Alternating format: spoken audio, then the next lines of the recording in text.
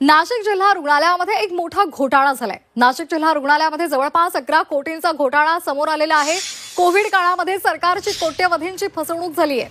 नाशिक जिल्हा आरोग्य विभागामध्ये त्यामुळे खळबळ उडालेली आहे। तर कोविड काळामध्ये तत्कालीन जिल्हा शल्यचिकित्सक आणि मुख्य प्रशासकीय अधिकाऱ्यांसहित संबंधित इतर अधिकारी आणि कर्मचाऱ्यांवर फौजदारी गुन्हा दाखल करण्याचे निर्देश देण्यात आलेले आहेत। जिल्हा परिषदेच्या मावळत्या मुख्य कार्यकारी अधिकाऱ्यांनी जिल्हा शल्यचिकित्सकांना हे आदेश दिलेत।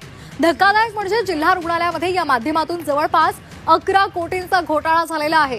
संबंधित कंपनीने राज्यामध्ये अनेक सरकारी रुग्णालयांचं टेंडर मिळवल्यामुळे या घोटाळ्याची व्याप्ती 50 कोटींवर पोहोचण्याची सुद्धा शक्यता आहे। या प्रकारे आरोग्य विभागामध्ये खळबळ उडाली आहे।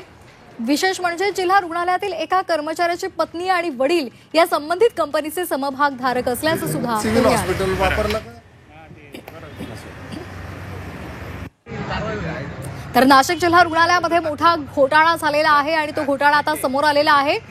जिल्हा परिषदेच्या मावळत्या मुख्य कार्यकारी अधिकाऱ्यांनी जिल्हा शल्यचिकित्सकांना हे आदेश दिलेले आहेत। धक्कादायक म्हणजे जिल्हा रुग्णालयामध्ये या माध्यमातून जवळपास 11 कोटींचा घोटाळा झालेला आहे।